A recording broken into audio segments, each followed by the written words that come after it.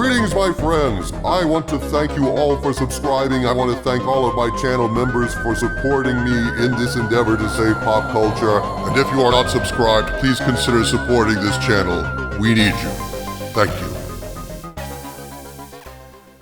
Greetings, my friends. I am Dictor Van Doomcock, the future ruler of Earth, and I am here today to discuss some facts and some rumors about just how badly Disney is panicking behind the scenes now that their stock is sinking like a stone encased in cement that crossed the mob.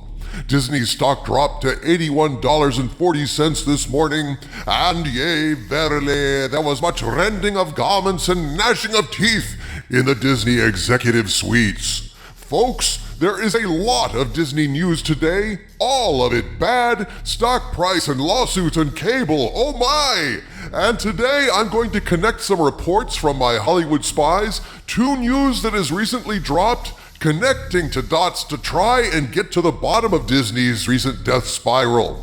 In this video, I will discuss what is causing Disney stock to crash. Why did Disney pull all of their channels from Spectrum Cable last night? And what happened at an emergency Disney board meeting last week?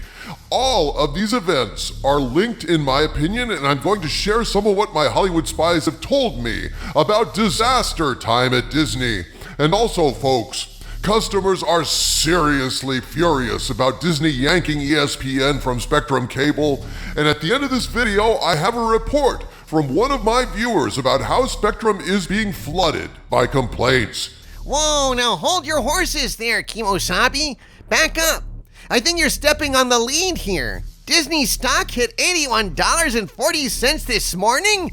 That's like an unbelievable new low, dude. This has got to be sending Disney executives into complete panic. I believe your market assessment is as astute as ever, Harvey Cthulhu.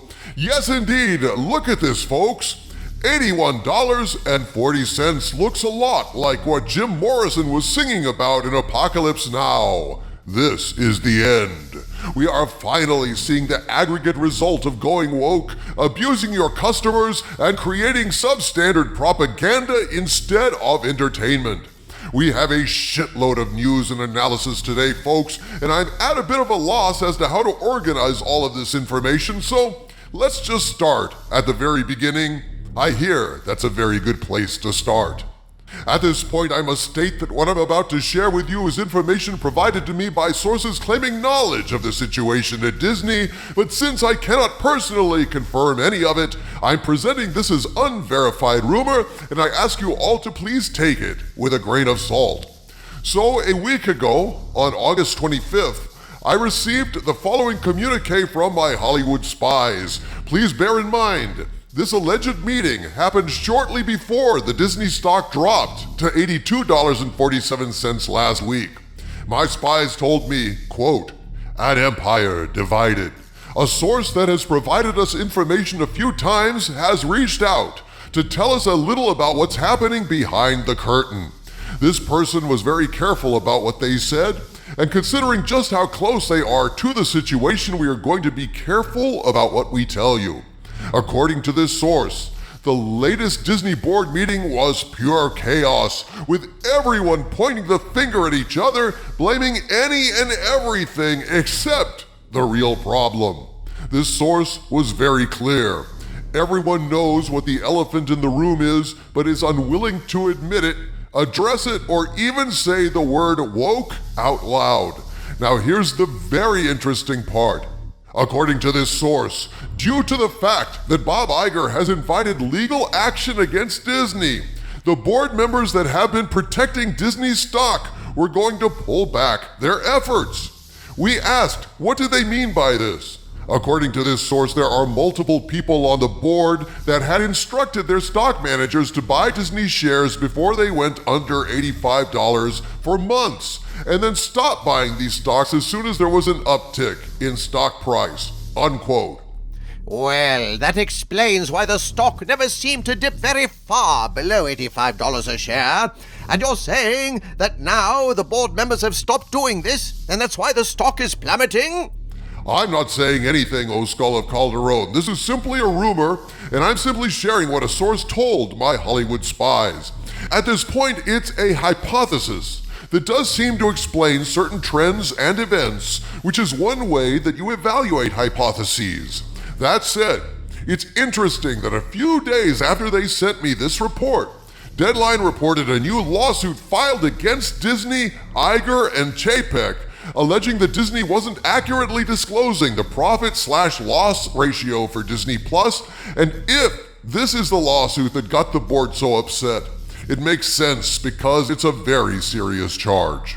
If you're covering up how much Disney is losing on Disney Plus to protect the stock, that's illegal and you're liable to investors who had no idea of the true condition of the company. According to an article on Deadline, Stourbridge Investments is suing Disney, Iger, and Chapek over alleged fraudulent streaming costs. Quote, Disney has been hit again with another lawsuit from investors over the alleged sleight of hand accounting the company used to hide streaming losses. Plaintiff brings this action derivatively for the benefit of nominal defendant Disney against certain of the company's current executive officers and directors, aiming to rectify the defendant's violations of the Exchange Act and breaches of fiduciary duties for issuing false and misleading statements and or omitting material information in the company's public filings and proxy statements from approximately December 10th, 2020 to the present, says Stourbridge Investments in the August 23rd filing over what it calls materially misleading statements and or omissions the company and top executives made over the true financial state of affairs of Disney Plus, unquote. Now, from what I understand, this is a very serious lawsuit that has the potential in discovery to blow wide open the veil of secrecy around Disney's true fiscal condition. And if the board knew this lawsuit was coming, and I have little doubt they did, it could have been the reason for their panicked board meeting where everyone was pointing the finger at each other. Now, as the stock drops to a new low just this morning, Disney is flailing around desperate to find two nickels to rub together. Enter Disney versus cable. As all of you are no doubt aware, last night Spectrum and Charter cable customers found that all of their Disney-owned and licensed cable channels had been yanked off the air, including ESPN, FX, Nat Geo, and all Disney-branded channels. And that's just the tip of the iceberg, folks. That means the normies out there in television land are now breaking out the torches and pitchforks as they tune in to watch their college football game and find they can't watch it because Disney has screwed them over. In other words, at a time of fiscal desperation, Disney, in trying to bring in more money, has essentially given the public yet another compelling reason to hate Disney and turn away from this rat-infested company. My Hollywood spies are the best in the business, folks, and son of a bitch, they saw this coming. I got the following message yesterday, shortly before Disney made their move. And like George Papard on A-Team, I love it when the facts come together. Here's what I was told by one of my best spies, quote, one night I was chatting with a friend who works at Amazon, and my friend had this to say, quote, views are down across the board on Amazon. The latest film, Extraction Point 2, did well, but nowhere good enough to make the suits happy. The suits are very concerned over the sudden uptick in cable viewership. Well, I found this very interesting, so I decided to do my own research. I have access to some cable data, and I found the DX viewers were going up. DX being cable in the lingo of these statisticians. It's still too soon to really make a definitive conclusion, but so far my investigation has concluded that within the last month there has been a significant amount of uptrend on cable and on the Disney Channel itself. I believe people are starting to go back to cable, so the question is streaming a dead endeavor, excluding Netflix, Max, and maybe Amazon, unquote. Well, shit, that would explain why they're making this move against Spectrum Cable. Disney needs money batter and a hog needs slop, so they're trying to bully Spectrum into paying through the nose for content. If they don't get the pay raise, they will have an excuse to just make ESPN only available through streaming in a Hulu Disney Plus bundle, which would help hide how badly Disney Plus is doing with subscribers bailing, and It helps hurt the cable business to some extent, as some people will blame Spectrum without understanding the true villain here.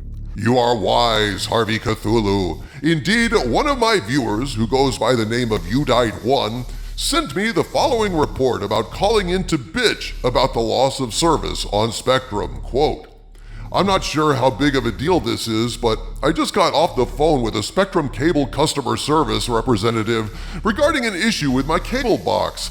And apparently, they are immediately informing everyone who calls the Disney-owned channels, a laundry list of them, I can't remember them all, will be unavailable while a deal is being negotiated. Apparently, there are a few thousand people in queue blocking up their phone lines, and that's why they're informing everyone that calls in, so that they can deal with that issue as quickly as possible. She said that the issue is related to Disney insisting that Spectrum buy a package featuring more channels than Spectrum wants, but Disney is again insisting on the larger package. As such, Spectrum may not be providing Disney-owned channels in the near future and is currently not providing them at the moment either. Unquote. Way to go, Disney. You've got a PR disaster on your hands of your own making, and your stock is getting punished for it. Desperation, doom, Disney. These days, I wonder if Disney can do anything right. Disney is hosed, O Skull of Calderon. Streaming companies are having to cope with the fact that evidently people are cutting streaming expenses, throwing up their hands, saying fuck it, and returning to cable. Could this mean a revival of the standard commercial television advertising model? If so, this could be a godsend to all of us and to pop culture, my friends, because if Disney stock is any indication, streaming doesn't work any better for corporations than it does for consumers who are sick and tired of the substandard garbage being tossed out there over the airwaves. Advertising keeps companies honest, folks. A hit show on cable is actually valuable because it brings in ad dollars, which means quality rises to the top. But on streaming, a hit show is almost worthless no matter how many people watch it, because it doesn't matter unless it brings in new streaming subscribers to that channel. And it almost never does. Disney is stuck between a rock and a hard place, according to my Hollywood spies, and I have a strong feeling the worst is yet to come. From the center of the earth, this is Dictor Van Doomcock bidding you all, my friends, stay angry.